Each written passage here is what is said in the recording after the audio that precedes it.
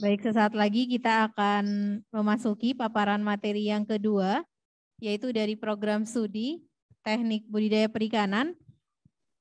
Materinya adalah budidaya udang faname di kolam bundar skala rumah tangga atau backyard shrimp farming. Baik, Bapak Ibu telah bergabung saya, pemateri kedua dari program studi Teknik Budidaya Perikanan, Bapak Nasuki SPIMP. Baik, kita akan langsung memasuki materi yang kedua. Dari program studi Teknik Budidaya Perikanan telah hadir bersama saya di ruangan ini, Bapak Nasuki SPIMP dan juga notulen dari Sekretaris Program Studi Teknik Budidaya Perikanan, Ibu Atika Marisa Halim. Materi yang akan disampaikan oleh Bapak Nasuki MP adalah budidaya udang faname di kolam bundar skala rumah tangga atau backyard shrimp farming. Sebelumnya akan saya bacakan singkat profil pemateri pada pagi hari ini. Bapak Nasuki lahir di Sidoarjo pada tanggal 12 bulan 11 1965. Wah, ulang tahunnya sudah lewat berarti ya Pak. Kemarin ya. Selamat ulang tahun Pak Nasuki. Oke, pendidikan terakhir beliau adalah S2 Universitas Brawijaya di Fakultas FPIK Budidaya Perikanan, dan sekarang beliau dosen di program studi Teknik Budidaya Perikanan dan juga praktisi di budidaya udang faname. Baik, untuk selanjutnya saya persilahkan kepada narasumber atau pemateri pagi hari ini untuk memaparkan materinya.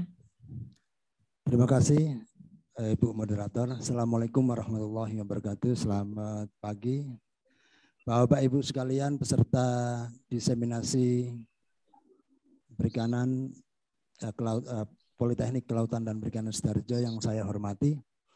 Saya akan memaparkan hasil kaji terap program studi Teknik Budidaya Perikanan mengenai budidaya udang skala rumah tangga atau backyard shrimp farming yang kami laksanakan di Desa Segoro Tambak, Kecamatan Sedati, Kabupaten Sidoarjo. Mengapa udang faname?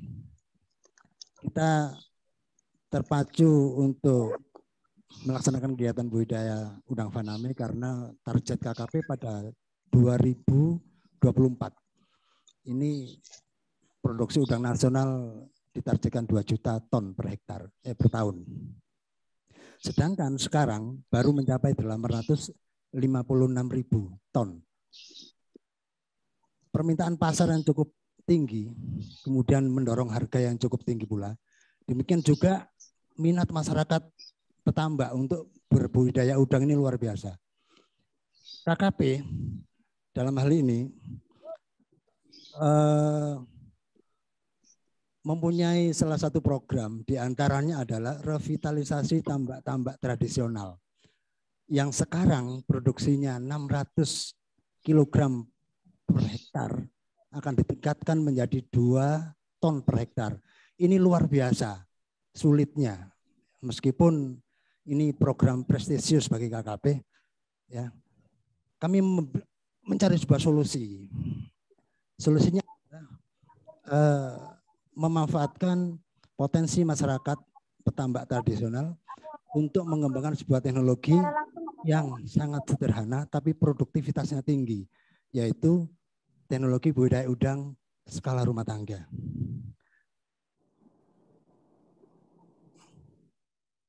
Mengapa?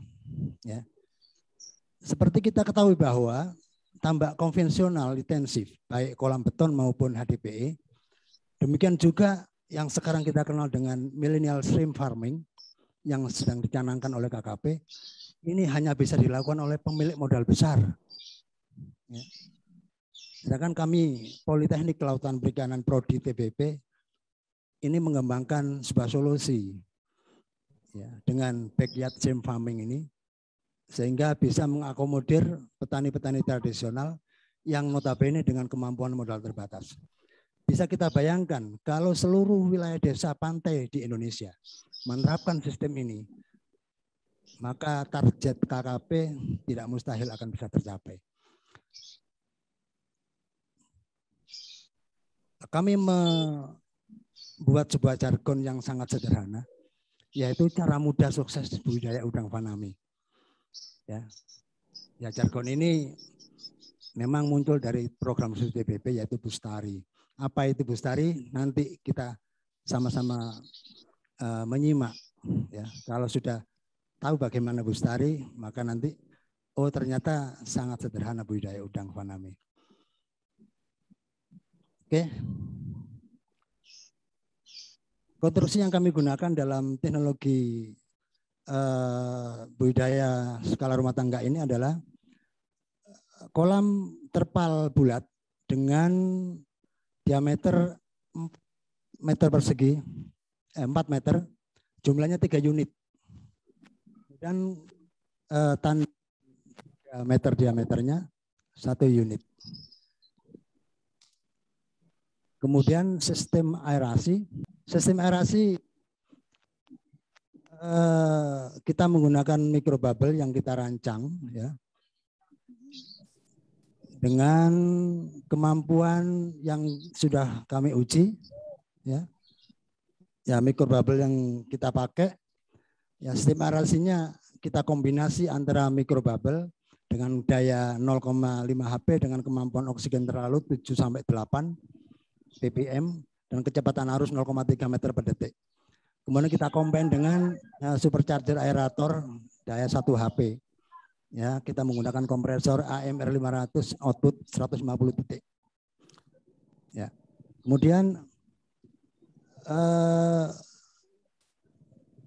air yang kita gunakan adalah air sumur bor, ya. Ya, sumur bor. Air sumur bor. Ya. Kita menggunakan air sumur bor dengan kita uji dulu sebelum kita gunakan. Ya, kita menggunakan uji lab dari kita kerjasama dengan Dinas Perikanan Kabupaten Sidoarjo. Terima kasih Bapak Kepala Dinas telah memfasilitasi untuk uji labnya. Ya. Salinitas yang kita pakai 19, kemudian ada yang menarik di sini, yaitu NH3 sekali. Kemudian alkalinitasnya luar biasa tinggi. Ini potret dari sebagian besar wilayah Sidoarjo, di mana alkalinitas ini luar biasa di atas 1000. Oleh sebab itu, bagaimana caranya dengan kondisi air seperti ini, kita gunakan sebagai air sumber di budidaya. Ya, karena memang kita tidak menggunakan open source dari laut, ya, kita gunakan karena ini mendekati daerah kampung, ya. Ini kita melakukan sebuah treatment, ya, untuk sumber. Ya, sederhana sekali treatmentnya. Ya, kita menggunakan untuk di tandon 40 ppm fermentasi, pupuk fermentasi. Ya, ini kita formulakan sendiri dengan pH 4, kemudian probiotik juga kita formulakan sendiri sesuai dengan kasus yang kami hadapi 20 ppm. Dan ada yang beda treatment di air tandon dengan langsung kita isi air media budidaya. Ya, bedanya adalah kalau di tandon kita hanya menggunakan supercharger saja, tapi di petak pemeliharaan kita oxygenize dengan mikrobubble kombinasi supercharger. Nah, ini kenapa demikian? Karena yang air di tandon nanti kita akan gunakan pada sisi waktu yang berbeda, sedangkan air yang ada di kolam kita langsung gunakan untuk budidaya. Nah, ini ilustrasi bagaimana kita menyiapkan media air budidaya. Ya, kita lihat kerja dari mikrobubble kita yang kita desain. Ya, sedemikian rupa, ya. Kemudian ini petak yang kedua kita juga, dan plankton sudah mulai tumbuh. Ini kebanyakan warna coklat yaitu diatom, ya. Nah, oke. Ini memang kita menggunakan oksigen tinggi karena tingkat kepadatannya cukup tinggi. Oke. kita lakukan treatment pada media air budidaya. Kita kerjasama dengan Dinas Perikanan Kabupaten Sidoarjo juga. Analisis labnya sudah kan. Ini kita soroti alkalinitasnya dari 1000 kita mampu menurunkan rata-rata 150. Ini luar biasa. Ya, kita bisa turunkan. Ini sudah layak untuk budidaya. Namun ada yang sedikit tidak kita kehendaki, yaitu kupri. Ini ada peningkatan, tapi tidak masalah sebenarnya. Oke, kita lanjutkan penebaran benur. Benur yang kita gunakan memang karena ini skala rumah tangga, kita berusaha menggunakan benur yang besar, yaitu dengan sebutan tokolan PL18.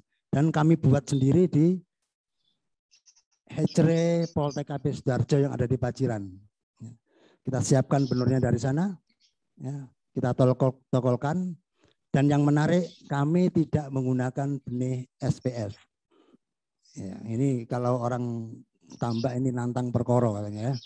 Ya, tidak apa-apa. Ya, dengan kepadatan yang luar biasa. Kami menggunakan pada tebar 830 ekor per meter kubik atau 10.000 per kolam. Ya. Oke. Ya. Pengelolaan pakan. Ya, seperti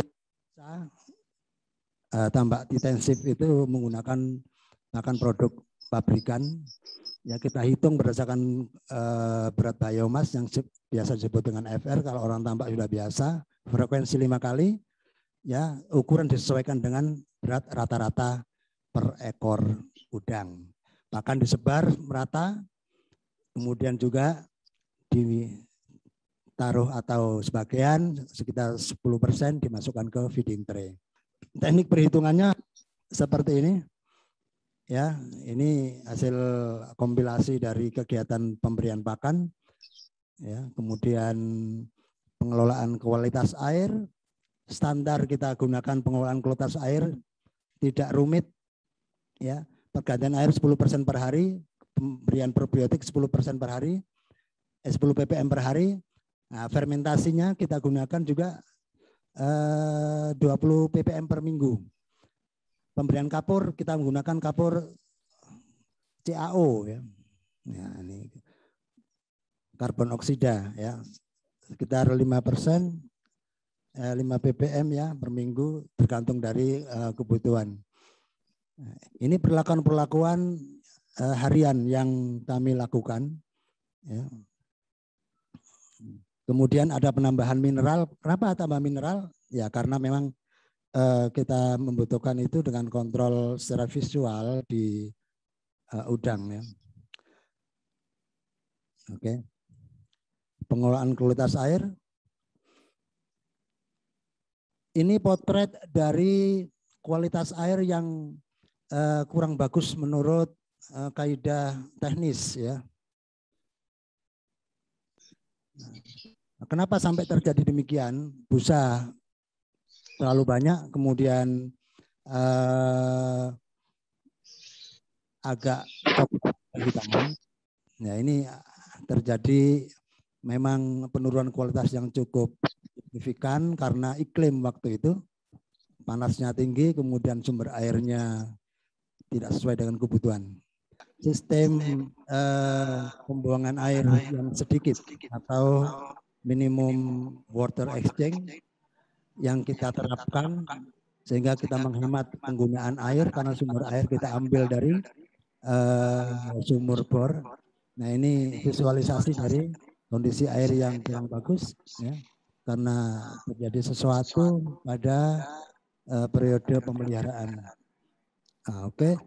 Kita menggunakan central drain. Perlu diketahui kesederhanaan dari teknologi ini adalah ketika pada masa-masa proses pemeliharaan kita tidak perlu melakukan kegiatan siponing, ya, yang biasa dilakukan oleh tambak-tambak intensif.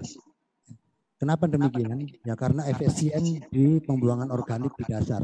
Kita menggunakan central drain, kemudian kita menggunakan microbubble, ya, yang menciptakan arus yang cukup bagus, ya, sehingga mampu mengkonsentrasikan organik di sentral daripada kolam kita. Nah, ini sampai air coklat, kemudian putih lagi, artinya organik yang ada di dasar sudah keluar. Dan sedikit sekali, sehingga tidak perlu kita siponing. Artinya apa? Semua komponen lingkungan perairan ini bekerja dengan baik, termasuk kegiatan bakteri dan menguraikan bahan organik ini bekerja dengan baik. Nah. Ternyata setelah DOC 25, penelitian kami terserang HPND, akut hepatopankreatic necrosis disease. Ini yang ditakutkan oleh banyak pembudidaya udang. Ya. Ini menyerang pada DOC 25. Biasanya ini virulensinya kuat ketika under 30 DOC-nya. Ya. Tetapi setelah kita lihat dari hasil analisis laboratorium yang dilakukan oleh kami bekerja sama juga dengan lab BPAP Situbondo. Terima kasih kepada BPAP Situbondo telah membantu kami untuk analisis air di budidaya kami. Ya, ini nanti kita diskusi panjang tentang hal ini, kenapa udang kami sehat ketika terserang HPND. Ya. Kemudian kita lakukan pengobatan terhadap HPND sederhana, kita tingkatkan dosisnya saja. Ya. Kemudian yang tidak lupa adalah kita menurunkan salinitas secara gradual sampai pada salinitas tertentu sehingga bisa menghambat perkembangan vibrio. Nah, penyebab dari AHPND yang biasa menyerang AHPND ini vibrionya adalah Parahemolithecus. Ya. Ini pada DOC 40 kita amati secara visual udang ini sudah sehat, ya, sudah sehat.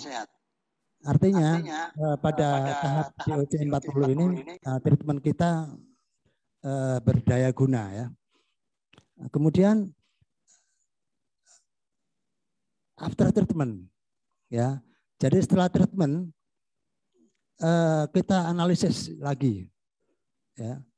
Secara laboratorium kita kerjasama dengan labnya UPT PPAP Bangil. Ya, terima kasih kepada Bapak Kepala UPT PAP Bangil. Ya, kami dibantu untuk analisis ini.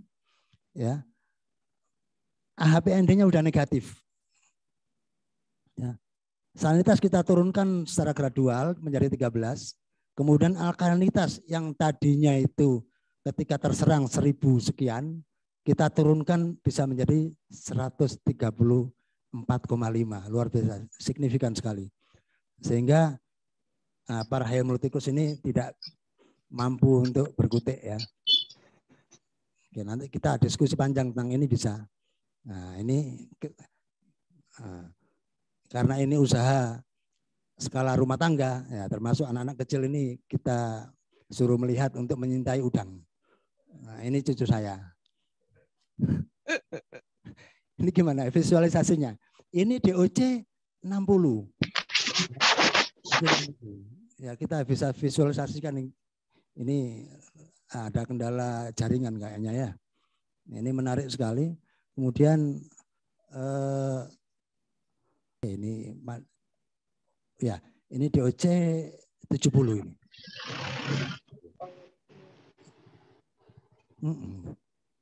Ya. Ya, ini udangnya sehat sekali setelah negatif AHPND. WSSV dan IMNC juga negatif, ya.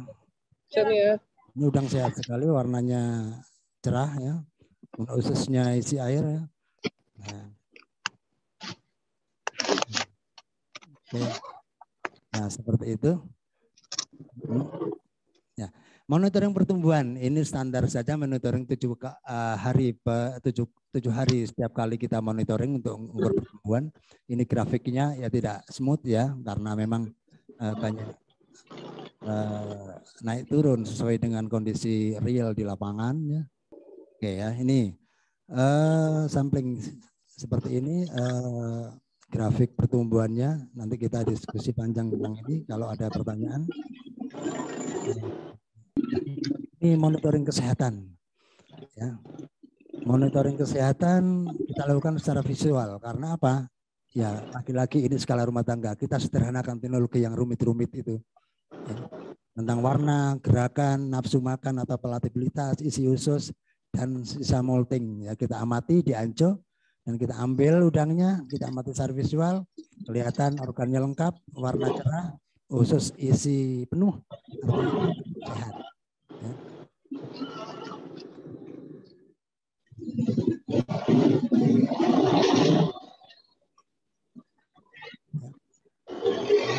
Bukan pada DOC 75. Ya, rata-ratanya 10,1 gram per ekor, atau kalau petani bilang saya 100, total berat 3 kolam itu 273 kg. Ya, total pakan yang dihabiskan 29,64 kg. Ya, hasilnya 90,1%. Ya, ini analisis secara sederhana. Nah, 3 petak kolam dengan diameter 4, ya, investasinya 26.50, kemudian biaya operasional atau variable cost-nya 8 juta, total semua biaya 34.656. Ya, sekian. Kemudian panen 273 kg. Kebetulan harga waktu itu tinggi karena masuk lokal, naiknya luar biasa. Harga standar di pasar cold storage waktu itu 60. Ya, ke pasar lokal 65, luar biasa. Ya, untuk saya 100. Jadi nilai outputnya 17 juta sekian dan saldo 6.513 sekian. Saya kira itu pemaparan kami hasil kaji terap yang Faname skala rumah tangga atau backyard shrimp farming, ya, bird shrimp farming business from home. Terima kasih. Assalamualaikum warahmatullahi wabarakatuh. Baik, terima kasih paparannya Pak Nasuki yang luar biasa sekali. Berarti backyard shrimp farming ini, kalau boleh tahu Pak, apakah sudah banyak yang melakukan ini ataukah Bapak merupakan pelopor ini untuk kegiatan backyard shrimp farming, Pak? Tanpa mengurangi rasa hormat saya kepada para praktisi atau para petani yang telah menerapkan ini, nah, mungkin ini yang pertama untuk diameter 4. Ada yang menggunakan diameter 10 ke atas. Ya. Jadi yang diameter 4, diameter 5 ini mungkin saja Poltek AP ini atau Prodi TBP yang pertama melakukannya. Oke, big applause dulu untuk Pak Nasuki. Baik Bapak,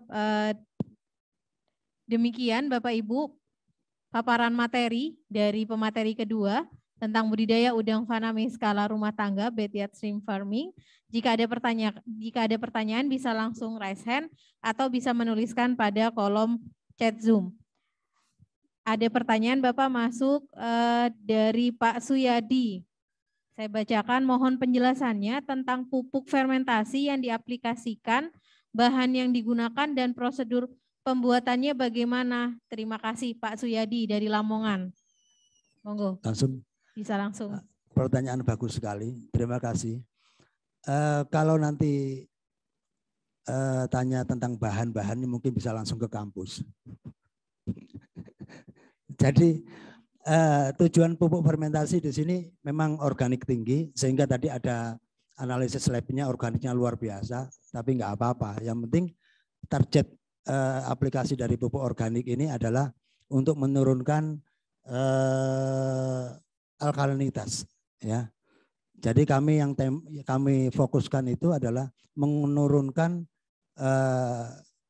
ion-ion karbonat dan bikarbonat termasuk gugus hidroksidnya. Sehingga tadi signifikan sekali dari 1000 sekian turun menjadi 150 sekian. Nah, ini formulasinya bisa langsung datang ke kampus nanti. Nggak cukup saya jelaskan di sini. Terima kasih. Baik, terima kasih Pak Suyadi. Mungkin bisa langsung add Instagram Pak Nasuki, Pak, @caknas363, atau bisa langsung datang ke Politeknik Kelautan dan Perikanan Sidoarjo. Pak Nasuki bertempat di ruang program studi Teknik Budidaya Perikanan. Baik, pertanyaan selanjutnya ada yang raise hand dari taruna kita, Bapak. Silakan langsung open mic, Dek. Dari Taruni, silakan bisa langsung open mic. Oke. Assalamualaikum warahmatullahi wabarakatuh. Mohon izin bertanya, nama Taruni Ajumlandari dari Prodi TPP. Mohon izin bertanya, Bapak, tadi dijelaskan untuk benihnya menggunakan PL18. Pertanyaan saya, bila tidak ada benih yang ukuran PL18 atau kita menggunakan benih di bawahnya, apakah ada treatment jauh yang lebih tinggi bila digunakan benih tersebut? Lalu pertanyaan kedua, tadi dikatakan bahwa air yang tidak baik adalah yang memiliki busa terlalu tinggi. Itu penanganannya bagaimana ya Bapak? Mohon arahnya, terima kasih. Baik, terima kasih Taruni Ajeng. Silakan Bapak Nasuki bisa langsung untuk dijawab, Bapak. Yang pertama, kalau tidak ada benih yang dengan spesifikasi seperti yang saya jelaskan, ya kita pakai F1, nggak apa-apa. Ya. Kenapa kita pakai benih dari kita sendiri dengan spesifikasi non SPF, kemudian PL besar dan sebagainya? Ini semata-mata karena konsumsi kita petani ya. Jadi pertama nilai beli dari benur itu enggak setinggi F1. Kemudian sampai saat ini kalau kita sosialisasi ke petani tradisional masih ada mindset bahwa menggunakan benih besar itu lebih punya harapan daripada menggunakan benih yang relatif kecil. Tapi pada teknologi ini tidak masalah menggunakan benih yang kecil atau PL10, PL12 untuk F1 dan sebagainya. Terima kasih. Untuk pertanyaan kedua, mohon mungkin pertanyaan moderator. Selanjutnya Bapak ada di chat room Zoom, saya bacakan ada dua penanya. Yang pertama dari Bapak Abdillah Muzakir, BP3 Banyuwangi. Pertanyaannya, perbedaan tujuan antara aplikasi probiotik dengan fermentasi selama budidaya berjalan apa? Tuh, pertanyaan yang kedua adalah dari program studi TBPI.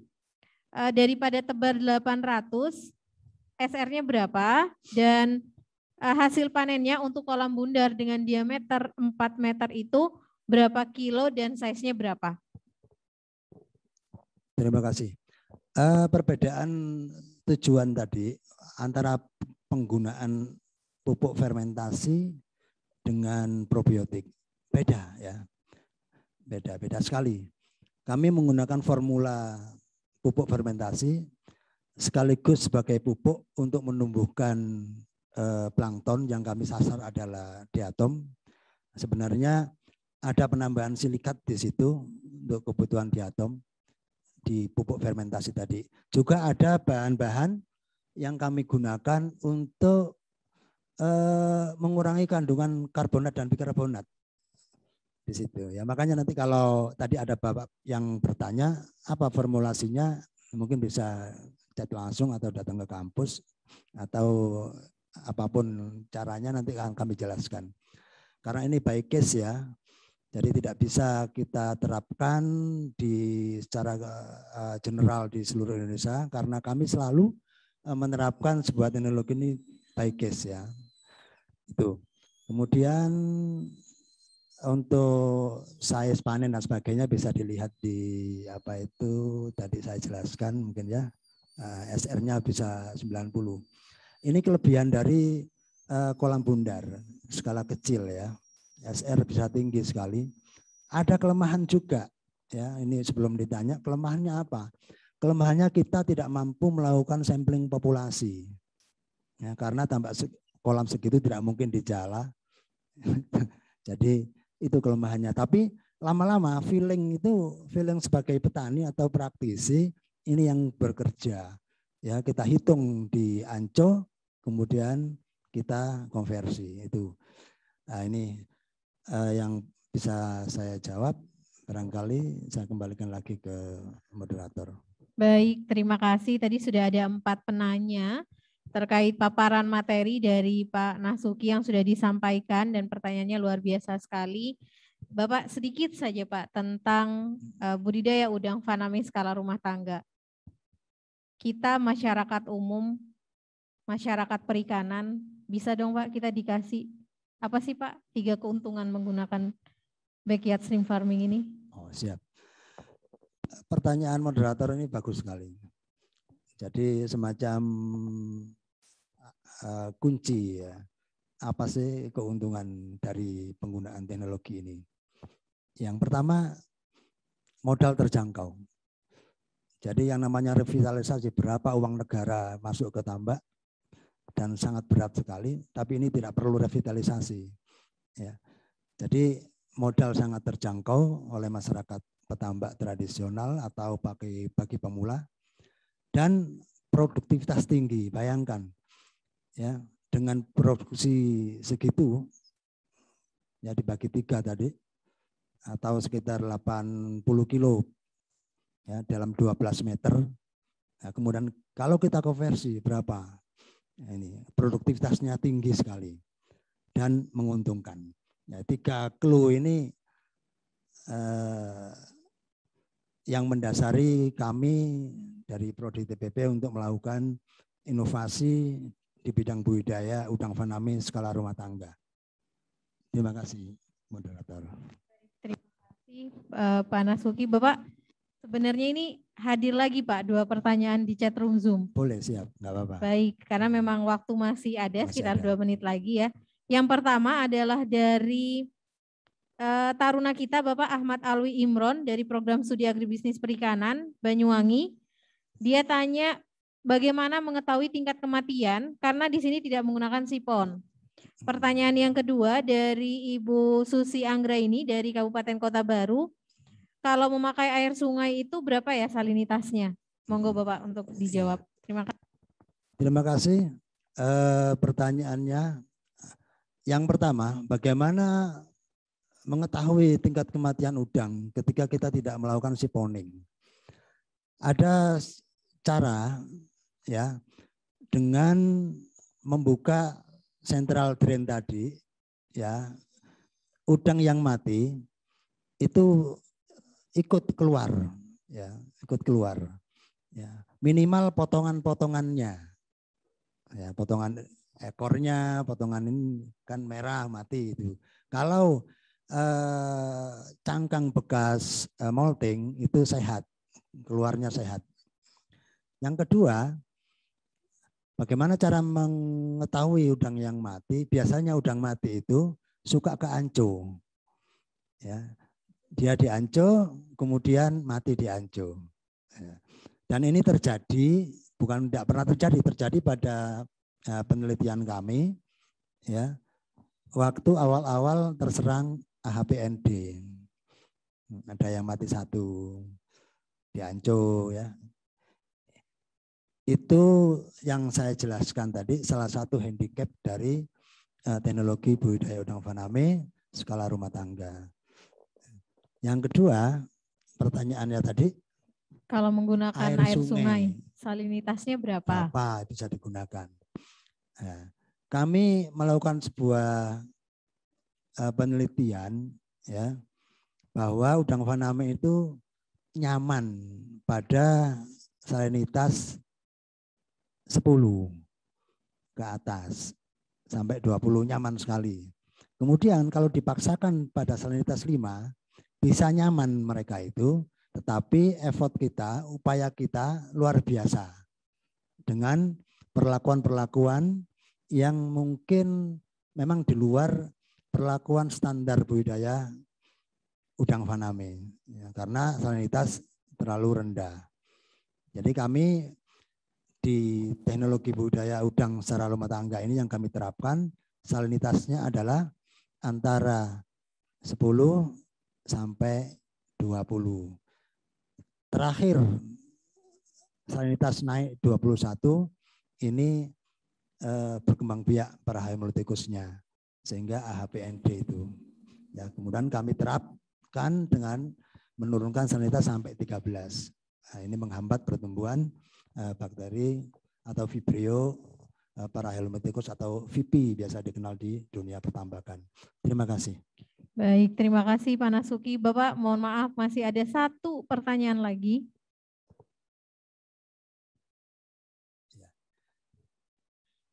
Satu pertanyaan lagi Bapak yang sudah ada di Zoom meeting kepada Ibu Putri Sari.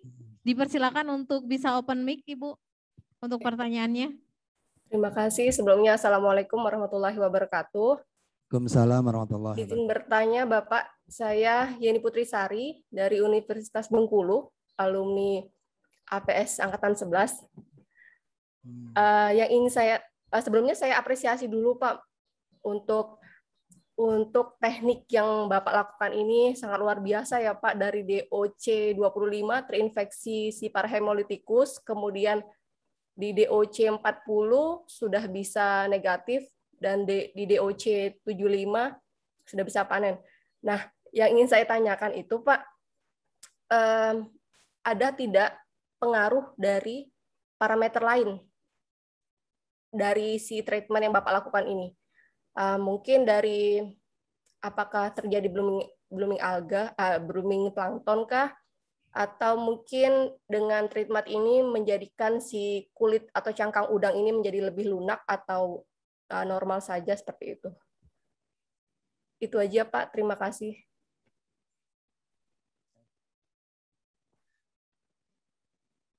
Baik, silakan langsung Pak Nasuki untuk dijawab. Oke, terima kasih, pertanyaannya bagus sekali. Tentu kami melakukan upaya-upaya yang mampu menghambat parahelminthecus ini. Di antaranya parameter lain yang kami fokuskan adalah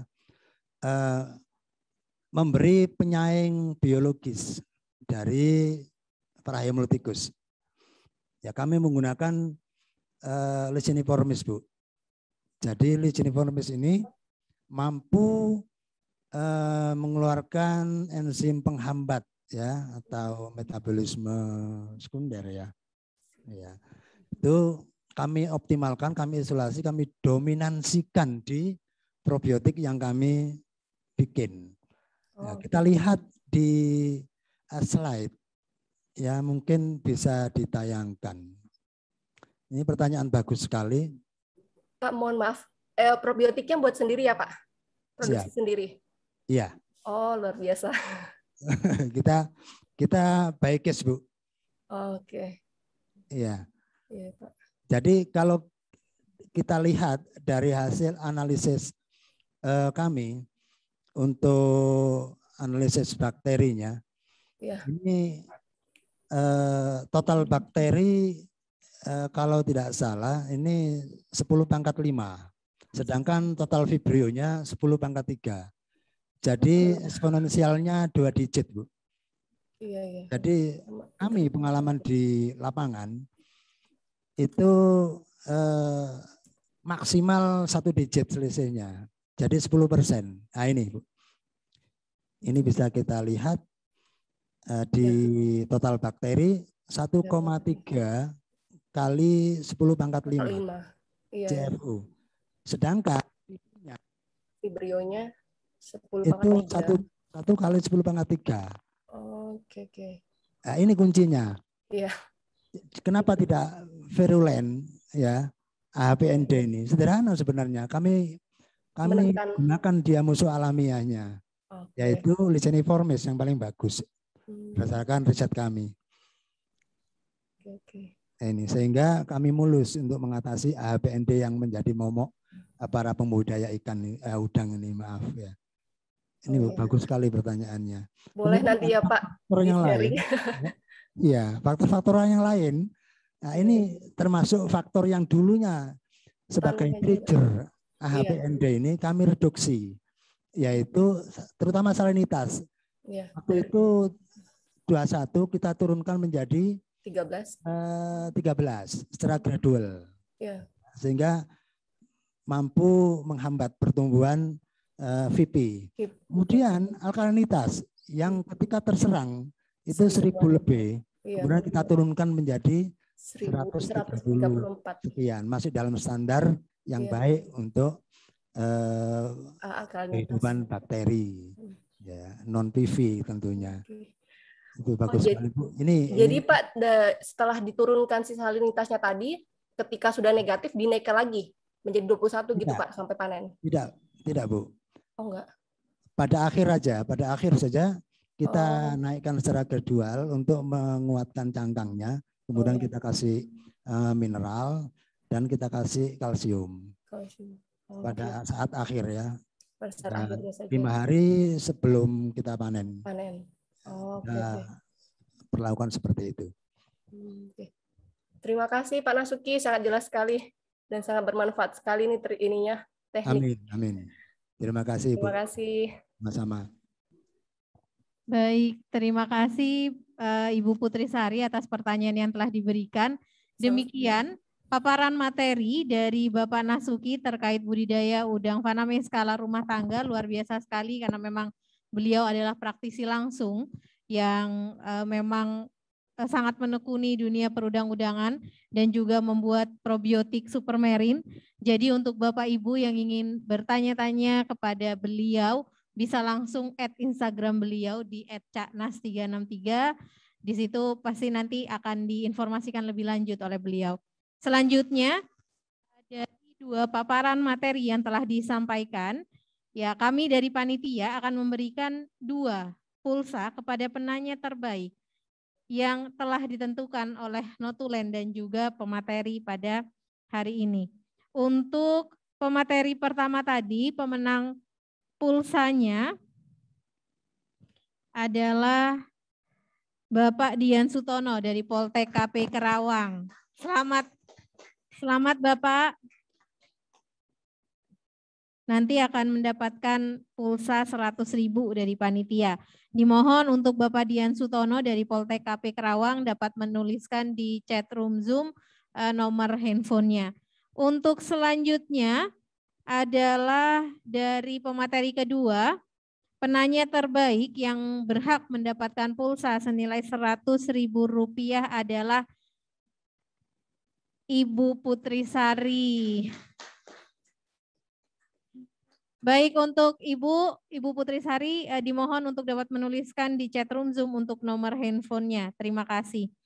Baik Bapak Ibu, demikianlah rangkaian kegiatan diseminasi hari pertama penelitian terapan Politeknik Kelautan dan Perikanan Sidoarjo yang telah dipaparkan.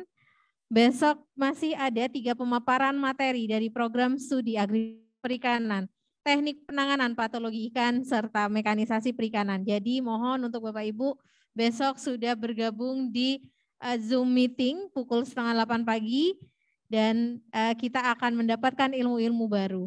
Selanjutnya saya ucapkan terima kasih kepada seluruh panitia yang bertugas pada hari ini, kepada seluruh pemateri, kepada Ketua Program Studi Teknik Budidaya Perikanan, kepada Ketua Program Studi Teknik Pengolahan Produk Perikanan, serta seluruh sivitas akademik Politeknik Kelautan dan Perikanan Sidoarjo. Semoga ke depan Politeknik Kelautan dan Perikanan Sidoarjo dapat terus menghasilkan karya-karya terbaiknya untuk masyarakat yang lebih maju dan ekonomi perikanan kelautan yang lebih maju lagi. Terima kasih dari saya, Kartika Primasari.